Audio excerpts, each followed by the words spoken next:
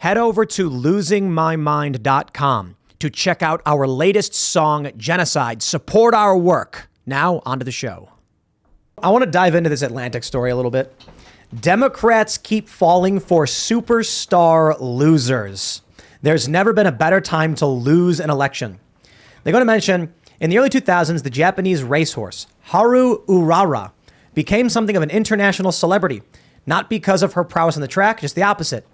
Haru had never won a race. She was famous for not winning, but for losing. And the longer her losing streak stretched, the more famous she grew. She finished her career with a perversely pristine record, 0 wins, 113 losses. American politics doesn't have anyone quite like Haru Urara, but it does have Beto O'Rourke and Stacey Abrams. The two Democrats are among the country's best-known political figures, better known than almost any sitting governor or U.S. senator, and they have become so well known not by winning big elections, but by losing them. That right there, I have to just... Seriously, name a Democrat governor. The average person, if you said, who's Beto O'Rourke, they're like, oh yeah, I've heard of Beto. I've heard of Stacey Abrams. It's like, yeah, they lost. They're losers. And I don't mean that in the insult, in the pejorative. I mean, quite literally, they lose. And the Democrats prop them up, have them on TV shows, cheer for them and celebrate them when they can't win. Yeah. Now, I don't know. Look, maybe I really doubt they're going to win, but let them try. We'll see. But there's Whitmore. And then that crazy-looking sociopath guy from California. Yeah. Gavin, what do you think about those guys? Yeah, I mean, the left was so obsessed with Beto O'Rourke, putting him on the cover of magazines, acting like he's a Ronald Reagan figure. Everyone's going to back him, 49 out of 50 states type of popularity. He keeps losing. Stacey Abrams, they acted like she was, this great queen. She kept showing up, and even when she went on The View, everyone acted like she was the greatest person to ever grace their presence. And it's like, at this point, they're not going to win their elections. They probably will end up, though, getting some kind of show or ending up on CNN or The View or MSNBC, because they're kind of just celebrities now, but they're not going to be politicians. This article is so brutal. Never before has such small-scale loserdom so often been sufficient to achieve such large-scale stardom. Apart from Abrams and O'Rourke, there have also been other examples in recent years. Jamie Harrison made an unsuccessful bid for the DNC chairmanship, then an unsuccessful bid to unseat Lindsey Graham, then a second bid, blah, blah, blah. MJ Hager, and a Texas Democrat, lost a close house race. Wow. The Atlantic's pissed. I'm willing to bet that right now, with the polls that are coming out and the projections of Republicans winning 54 Senate seats, there are establishment Democrat activists who are fuming. Like, what is wrong with the DNC that they cannot win elections? They prop up losers. Their policies are insane. It's supposed to be the progressive liberal party, but I haven't seen real progressive measures proposed, like fusion power. Real progress for humanity. I'm talking about, not like sending people $2,000. We need to be recovering the carbon from the atmosphere, making graphene, new industry, all these real progress movements. That's supposed to be the liberal part of the puzzle that pushes for the new things, and they haven't. I haven't seen it. Trump won the first race he ever ran, right? The first thing he ever ran for was president, and he wins. No. He ran a bunch of times for the presidency, and then he ran in the lost. Reform Party. That's right.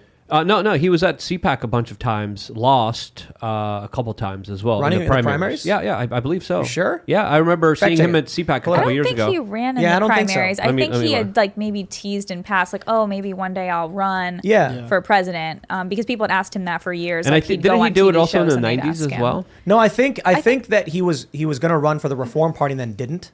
Or something like that in 2000. Here's a timeline history of politics. Hold on, I'm going to read to this and then get back to you guys.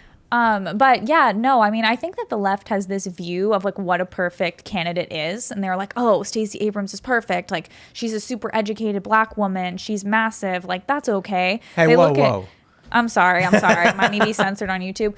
But then someone like Beto, they're like, oh my gosh, he's great. This is what the new Texan is. Maybe if you're from Austin, this is the new Texan who doesn't want any of their weapons anymore. And it's no one actually supports people like that. Even you were saying, maybe what do liberals want? It's they're not going to vote for people like them. They'd probably prefer a candidate, like you were saying, maybe like a Bernie Sanders or someone who's going to be more leftist in actions or something. But these people, I mean, they're just like swamp creatures. They just want to be kind of famous TV personalities. I thought Obama And Donald Trump, the famous TV personality, was talking about running for president all the way back until 1987. He did run under the Reform Party in 2000. He teased it again in 2003. He was in the polls in 2011, but then decided not to run. 2012, he endorsed Romney, and 2013, and then he runs in formed the 2016. Presidential Exploratory Committee, and then So he did actually run for the Reform Party. yes, in 2000. okay. I Well, there thought you go. Obama was so charming and like well loved, and just like he's very empathic. He felt like he had good relationships with his daughters. His wife loves him. It seemed like a pretty genuine. I don't like how he got co-opted by the military industrial complex, went down that path, but people in the Democratic Party now are mimicking him. They're trying to identity politics. They want someone with his skin color, someone with his clothing type. Like Beto wears the similar clothes as Obama. He has that button up that he tucks in. Yep. He even does this when he talks with his hand. Then you got like Pete Buttigieg, who's like literally sounds like Obama when he talks. And you're like, it's just like they studied Obama when they were younger, Yeah. obviously. Yeah. And I think that's why Biden picked Kamala Harris. He was like, oh, when I was vice president, I ran with a black man. So I'll pick a black woman to run with me, and then everything will be great. We'll be like a great dynamic duo. But of course, Kamala Harris is like the worst vice president we've ever had. She literally doesn't prepare for anything. She shows up to things to talk, and then her words just go in this loop. And she doesn't actually say words, even though she has speechwriters. Yeah. I agree. You know, it's really terrifying to see that Kamala Harris is the vice president, but it really is entertaining to watch her talk in circles like her brain doesn't work, but she's too young for that to be happening. You know, what did she said something recently. I can't remember what it was, but she said something about, I really love some, I can't remember the Venn video. diagrams. Venn diagrams, that Yeah. was it. I really love Venn diagrams, just the circles, don't you? I was like, what, lady? What is going on? I think she made a 10-minute speech about that one. That one particular topic. It's funny. Yeah. It's like watching, you know, a comedy or something. She worked really hard, though, to get to the positions where she's at, though. Yeah. Hey, Venn diagrams are pretty Really cool. hard. But you got to think three-dimensionally, you know? You're not flat on a paper. You know, she was there with Willie Brown, you know, in San Francisco, and Dude, you know, she wasn't thinking about being just flat. She goofs Sheet on around. paper. She seems like she's afraid of saying the wrong thing, which I don't want someone that's afraid in leadership positions. I don't like it. And having them literally said that, well, I believe it was literally said this, they want a woman of color in the office. Like they said, we need a person of color in office. Like it's the dumbest prerequisite for someone in leadership authority. You need the best person, and then we'll figure out everything else. If they're that great, they're going to create a genre of people, you know, the people that want to be like them, people that are proud to be like them. But you need a great person to instill that. You can't just force it. In my opinion, you can't. Yeah, I think they were hoping she would be like the great successor to Biden. She would be the person who'd really bring in all of the charisma, because Biden's so old, he's boring, and he was running as kind of like this middle of the road person. Now, that's not what happened. He obviously hasn't been like that. But Kamala Harris was supposed to be like the really good politician. So it was actually really disappointing to see how bad she really is, especially since she's our first woman vice president. Of course, they don't define what a woman is, so they don't believe in that word, but I believe in that word, and so it's sad. It's all they had. They had That's Tulsi it. Gabbard, but Tulsi wouldn't play ball. They were like, we can't, there's No, no women of color on stage, and Tulsi Tulsi, Gabbard's standing there with skin darker than mine, like a Tul- certain color, you know, of melanin, whatever the hell Tulsi endorsed Biden, though. She played. Yeah, I know, She played. she fell She apart. played the game. But I mean, she had off the bat, she torched Kamala Harris on stage metaphorically. yeah. Basically ended her potential to become the president if she ever had it. People maybe. called I her don't the think she did. Kamala killer. Afterwards, after that one moment during the presidential debates where she just went right at her, and this was an issue that a lot of people knew about but were afraid to talk about. She brought it out in the mainstream, and there was no denying the bigger truth that she busted wide open on the main stage, and that was incredible. So I give her full credit for that. Yeah. But what makes me think they They weren't couldn't really control her though. She's anti-war. Yeah, they and want she war. stood up for actual individuals who were screwed over by the system, actual individuals who were messed up by Kamala's policies in some of the worst, most atrocious ways, and she stood up for those individuals and people that had no voice. So props to her.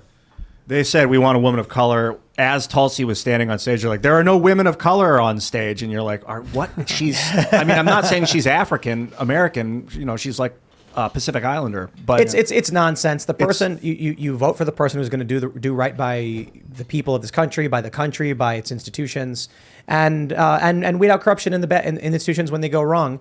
And so that could be it could be Tulsi Gabbard, it could be Pete Buttigieg, it could be whoever. But and I mean that in a like identity sense.